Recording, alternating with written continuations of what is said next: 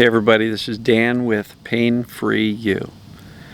Today I wanted to talk about this topic, which for some may be a little controversial, but I'll explain what I'm talking about here.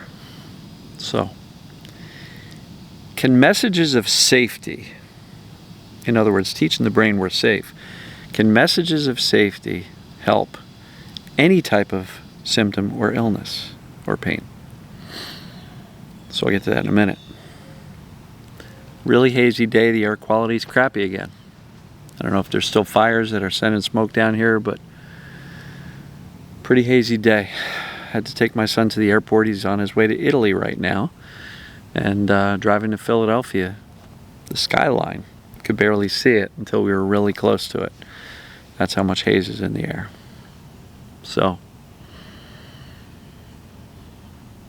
not going to take a deep breath of this hazy, smoky air. But I will slow my breathing down a little bit. Relax my body.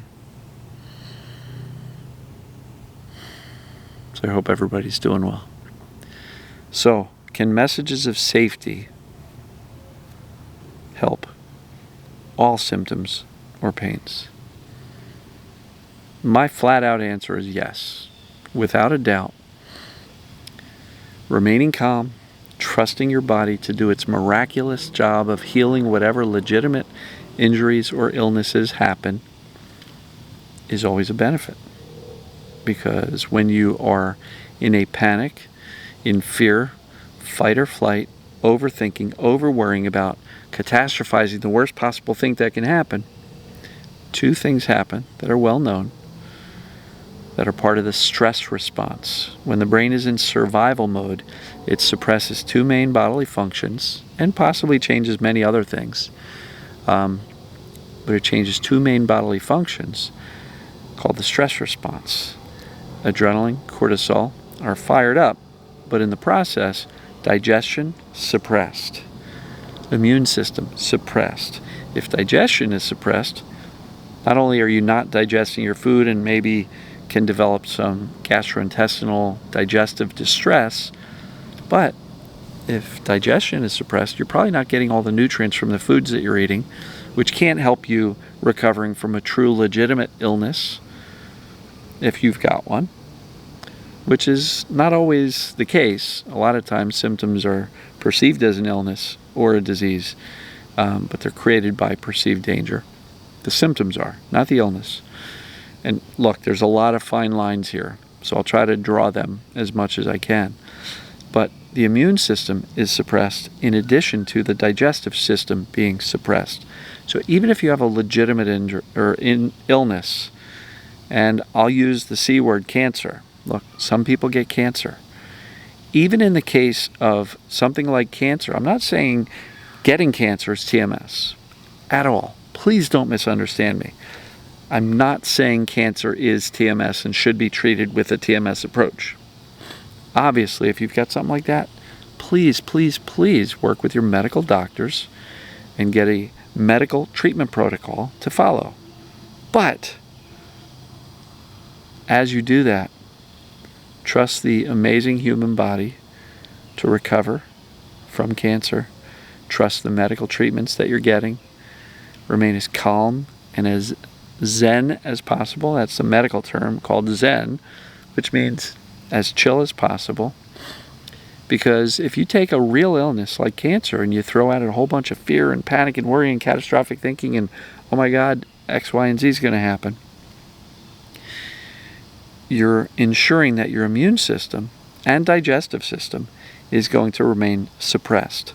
And honestly, you need both of those systems operating ideally as well as possible. You want the immune system to be fired up to help fight the cancer, and you want the immune system fired up so that you can digest and absorb all of the nutrients from hopefully the better diet that you're eating to assist with your cancer recovery. So I'm going to get away from cancer, but that was just a really extreme example of a legitimate illness that can benefit by consistent messages of safety. So can safety messages help with all illness or all pains? Yes. So now let's talk about pain, all right? Because some people will be like, yeah, damn, but I broke my leg, so how the heck is this stuff going to help me out? Because whether you have a real injury or break, or you've got a perceived danger causing pain, aka TMS, the intensity of the brain's perception of danger will determine exactly how intense the pain level will be. And the example I'll give, which I've shared in the past, but I'll share it here. My ex-wife broke her ankle running through the woods. She was running, she rolled her ankle on a tree root, stumbled, almost fell. And guess what? It hurt instantly. Boom. Injuries hurt instantly. It didn't wait a day or two to hurt. It didn't hurt later that night. It happened instantly. Injuries hurt immediately. So if you're questioning, did I injure myself or not? Question. Did it hurt immediately? Sometimes the answer is yes, but it's still not an injury, right? Because if you didn't have a traumatic episode to your body, like rolling your ankle and almost falling over a tree root, like if she just was sitting on the couch and all of a sudden her ankle started hurting, there's no injury. If she was walking to the kitchen and her ankle started hurting, no injury. The body is not that frail and easily broken. But in this case, the pain was immediate. The pain was from a true, legitimate injury. She hobbled back to the car, ouch, ouch, ouch, every time she stood on that foot. She got to the emergent care, they did an x-ray, and they said, yep, right here, there's a clean break. But it's a nice clean break. We'll put you in this boot, we'll give you some crutches, stay off the foot for 4 to 5 weeks, and then keep the boot on for 7 to 8 weeks, but you'll be good as gold, you'll be running again in 10 weeks. The moral of this story is that 2 days after she broke her tibia down by the ankle, 90% of the pain was gone. Now, had she walked into another emergency room and said, hey, my ankle hurts, can you check it out? They would go, oh yeah, of course, there's a break here, no wonder you hurt, right? So why did her pain level go down by 90% within 2 days? 2 days. The break was still there, the body had not healed yet, because her perception of danger had gone from, holy cow, I broke my leg in the woods and I got a mile to go back to the car, all the way to, oh, I'm going to be good. I'm going to be running in 10 weeks. It's a clean break, no surgery needed, just a boot and crutches, I'll be good. What happened to her perceived danger or her fear? Went from a 10 down to about a 2. And most of her pain was gone in 2 days. So, in legitimate cases of legitimate injuries, yes, safety messages will help. Trust your body. It knows what to do. It knows how to heal. In cases of real illness, you get the cold, you get the flu, you get COVID, whatever it may be, remain calm. Trust. Why? Because that'll ensure that your immune system and digestive system is going to remain optimal and more able to fight the illness or deal with the deal with the injury or whatever it may be. The body knows what to do. We don't have to help it. And one of the quotes that is really key is, nature needs no help, just no interference. Nature needs no help, just no interference. So, whenever we panic, in my opinion, that is absolutely interference. Absolutely. So there's always a benefit to remaining calm, trusting the body to recover from whatever's going on. There's never a benefit to panicking. Never. Think about, every time you see a television show or a movie and there's a car accident and the emergency medical technicians run up to the car and the people are in the car, they're bleeding and the car's all busted up. What's the first thing they do? Sir, madam, calm down, we're here, we got you. We're going to get you out of here, you're going to be just fine. What are they doing? Calming them down. Getting them out of panic. Because if the EMT went up to the car and went, oh my God, you look horrible, the people would freak out and their pain would hurt worse. And guess what? It would get their heart pumping faster. So if they were bleeding, they would actually bleed faster. Not a good thing. Calm is always the way. Safety is always beneficial. So how do you tell whether or not something's real or not? If pain comes on suddenly, just know an acute onset of TMS often feels like an injury. But if there was no traumatic impact to the body, most likely it was TMS. If you, let's say you were working out and you felt a little twinge while you were working out, but 2 hours later you can barely move your body because the pain is so high, I don't think that's an injury. I think that's an onset of TMS, and the fear about feeling the twinge while you were exercising and the belief that, oh my God, I just injured myself, is why the brain continues to turn up the volume over time to the point where it is excruciating. You know? It's just how it works. My very, very first episode of back pain happened when I bent over, getting ready for work one day to put on my underwear, of all things. Embarrassing, I know. And I had that jolt in the back. But I was able to kind of straighten up and get on with my day. Got to the office and kind of struggled through the day. It was painful. 2 days later, I was writhing in pain. Could barely get in and out of the car to go to my first chiropractor's appointment ever.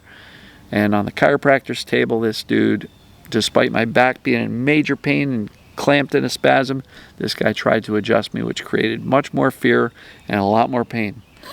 And within a few days, after this, bending over and feeling that little, onset, I was way worse days later. Well, that's not how injuries, how injuries behave. Injuries hurt worst when they happen, and then over time they gradually get better. So evaluate how your symptoms are behaving. See if there's anything that doesn't make sense.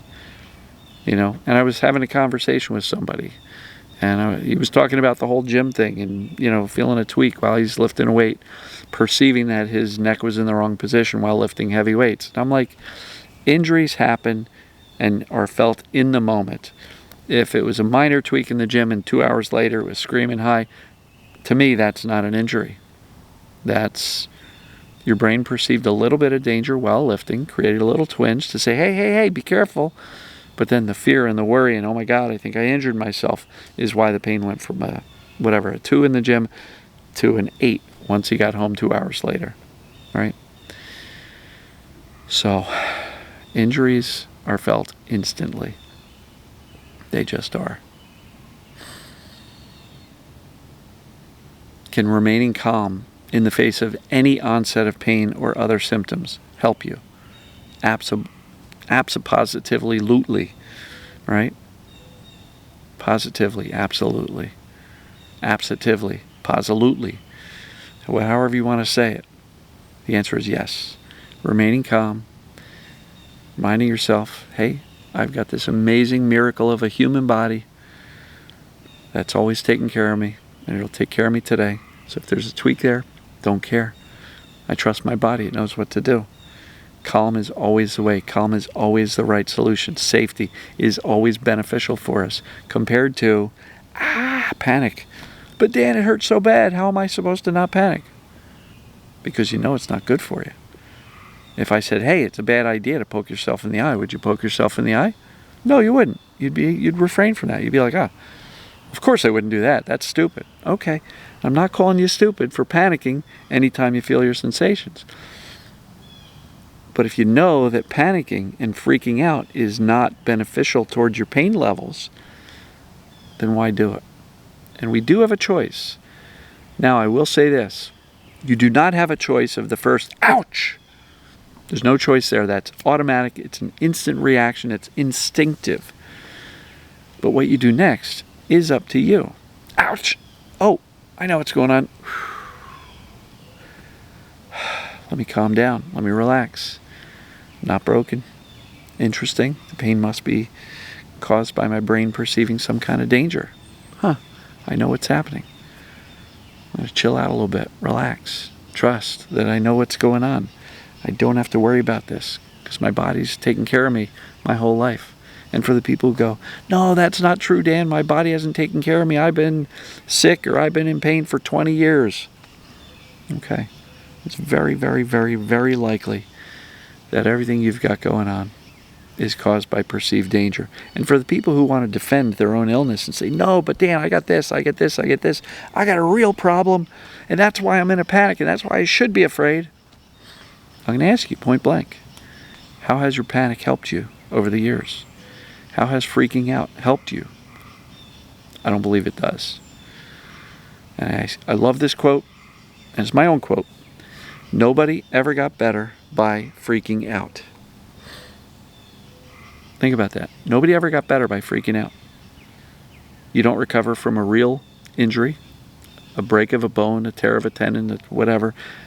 Freaking out is never going to help you. It'll only increase your pain in the moment and possibly delay recovery, because if you're constantly in that fight or flight, freak out, fear mode, your immune system's not going to be operating optimally, which means even a true legitimate injury might take longer to heal. So I'm really trying to make the case in every scenario you can think of that safety, messages, and calm are the answer.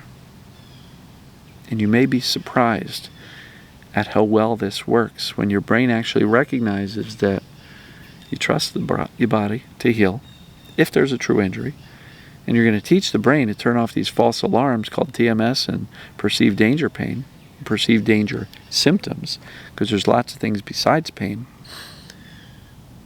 It's always beneficial to chill as much as you can, relax, and trust your body. You're made with a miraculous ability to heal from injuries, from illness, from sickness, germs, bacteria, viruses. And look, there's no benefit to panicking in any scenario that you can come up with. If you think you've got a scenario that says, I should be afraid and it's beneficial for me, comment below. I want to hear it. Because I'm going to pick it apart, because there's no value in panicking or freaking out. And I do know that doubt creates fear. And when you're in doubt and you go, but I think it might be something real, my answer's still going to be, okay, even if it is, what's the right answer? What's the right response?